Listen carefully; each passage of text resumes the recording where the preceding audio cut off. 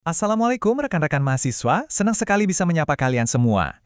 Nah, di sesi bedah materi kali ini, kita bakal mengubah total cara Anda melihat dan membuat sebuah presentasi. Spesifiknya, kita akan membedah modul aplikasi komputasi tentang Google Slides. Pasti udah nggak asing lagi kan dengan tugas presentasi, tapi jujur deh, seringkali kita cuma sekedar bikin slide tanpa mikirin, ini efektif nggak sih buat audiens? Hari ini kita bakal sama-sama belajar cara menyulap informasi yang numpuk dan membosankan jadi visual yang benar-benar memikat. Yuk kita mulai. Oke, agenda kita hari ini super praktis. Kita akan mulai dari pengantar dasar, lanjut ke desain efektif, main-main sedikit di fitur interaktif, ngebahas pentingnya kolaborasi, dan ditutup dengan struktur praktik untuk tugas kelompok kalian nanti. Sip, langsung aja kita masuk ke bagian pertama, pengantar dasar Google Slides. Kenapa sih perangkat yang satu ini sekarang jadi standar wajib di dunia perkuliahan?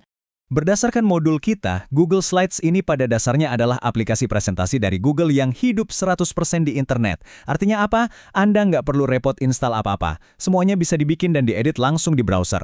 Dan yang paling juara nih, karena nyambung langsung ke Google Drive, setiap huruf yang Anda ketik itu otomatis tersimpan. Jadi say goodbye deh sama drama flash disk ketinggalan, atau pusing nyari file dengan nama tugas_final_revisi_terakhir banget PPTX. Semuanya terpusat dan pastinya aman. Coba kita intip sebentar ruang kerja digitalnya. Di bagian atas ada menu bar buat opsi-opsi utama, terus ada toolbar buat jalan pintas ngatur teks atau warna. Di sebelah kiri itu slide panel buat navigasi halaman, dan area tengah yang gede banget itu, nah itu kanvas slide tempat kalian berkreasi. Di samping-sampingnya biasanya ada theme atau layout buat ngatur visual, ada juga area speaker notes di bawah buat naruh contekan presentasi kalian, tombol share untuk berbagi, dan pastinya tombol slideshow buat mulai tampil. Gak ribet kan? Kalau udah paham ini, dijamin gak bakal nyasar pas lagi ngedesain. Lanjut ke bagian kedua, desain slide yang efektif. Nah, ini nih, obat paling mujarab buat nyembuhin penyakit Death by PowerPoint yang sering banget bikin ngantuk di kelas. Coba deh bandingin, kalau Anda lihat desain yang buruk, itu biasanya penuh sama paragraf panjang, gambarnya tumpang tindih, dan hurufnya, wah kecil banget. Kalau udah gini, audiens malah sibuk baca dan nyuekin Anda yang lagi ngomong. Terus gimana yang benar? Pakai prinsip ini, satu slide, satu ide.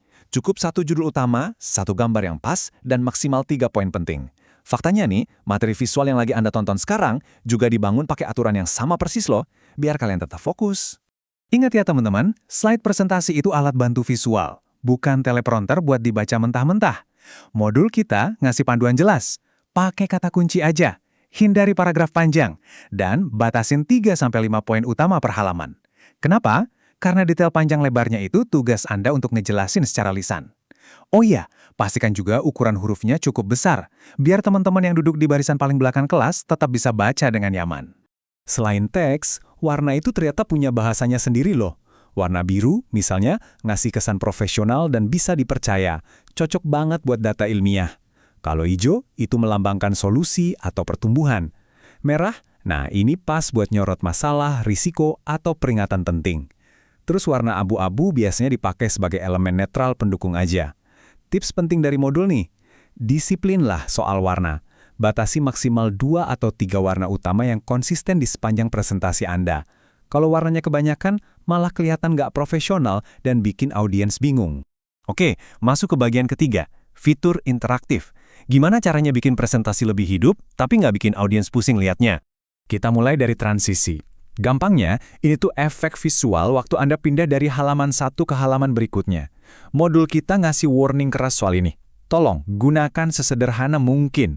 Jangan pakai efek muter-muter, terbang, apalagi mantul-mantul yang beda-beda di setiap halaman. Itu benar-benar ganggu banget. Rekomendasi paling amannya? Pakai aja efek fade atau memudar. Konsisten dipakai di semua halaman dengan kecepatan yang sedang aja. Simple tapi elegan. Beda sama transisi yang buat pindah halaman, animasi itu efek pergerakan buat objek di dalam halamannya itu sendiri. Misalnya buat teks atau gambar. Nah, animasi ini bakal brilian banget kalau dipakai buat nampilin poin secara bertahap atau pas diklik doang. Tujuannya simple tapi krusial banget, biar audiens gak curi start baca materi yang belum Anda omongin. Ini trik jitu buat pegang kendali informasi dan mastiin mata audiens tetap tertuju ke Anda. Selain animasi, nyelipin video juga bisa jadi ide bagus. Caranya gampang banget. Klik menu Insert, pilih video, terus tinggal cari dari YouTube atau masukin URL-nya. Habis itu sesuaikan aja ukurannya di kanvas. Tapi ada aturan emasnya nih. videonya wajib relevan dan jangan kepanjangan. Bakal lebih asik lagi kalau Anda ngelempar pertanyaan pemantik sebelum videonya diputar, terus dilanjutin diskusi kelas setelahnya. Ini otomatis ngubah audiens kalian dari sekedar penonton pasif jadi partisipan yang aktif. Sekarang kita masuk ke bagian keempat, kolaborasi dan hak akses. Bisa dibilang, kerja tim adalah alasan paling utama kenapa kita pindah pakai Google Slides. Kalau kerja bareng secara online, kita butuh aturan main. Namanya hak akses. Ada 3 level yang perlu Anda catat. Pertama, viewer. Mereka cuma bisa lihat materinya. Ini cocok banget kalau Anda mau ngebagiin slide final ke teman sekelas. Kedua, commenter. Mereka bisa lihat dan ngasih masukan lewat komentar tanpa ngubah desain aslinya. Pas banget kalau lagi minta dosen mereview draft kalian. Nah, yang ketiga, editor.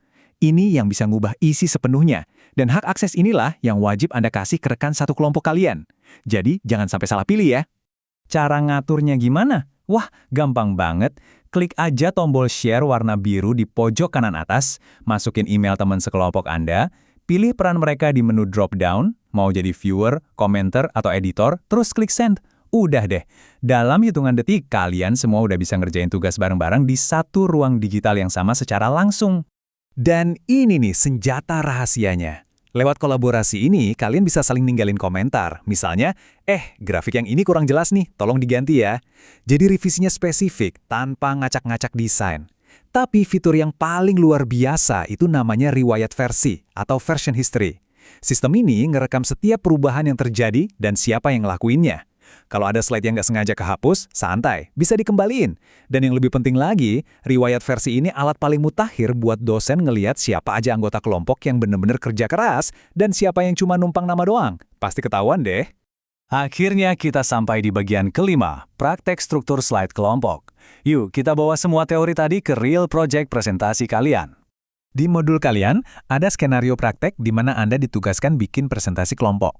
Checklist teknisnya jelas banget nih, bikin 4-6 halaman dengan tema visual yang konsisten. Ingat, 1 ide per halaman. Anda wajib masukin minimal 1 gambar yang relevan, pakai 1 jenis transisi yang simpel, masukin 1 video pendek, dan terapin 2 efek animasi.